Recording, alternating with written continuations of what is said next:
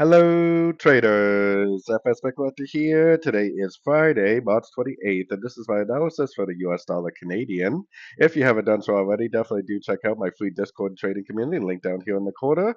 And also, don't forget to check out my website, fxpipcollector.com, if you'd like to gain access to all these benefits listed below and more. So the US dollar CAD has been drifting up all week ever since we got this 78% Fib bounce. If you go up to the daily time frame, I'm pretty confident that we are going up for wave C, especially looking at other Canadian pairs. I think this is very likely going to end up looking like this over the next couple of weeks for an ABC of 2. So if that's the case, then I would definitely recommend longs on shorter time frames.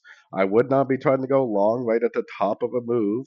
I would only be going long on pullbacks. I'd be trying to go long here, here, and here.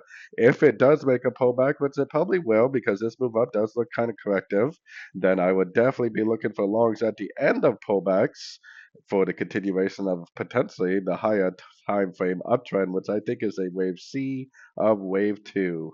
So definitely recommending longs. This right here definitely could end up turning into like an expanding ABC correction and then possibly continuing the uptrend later on.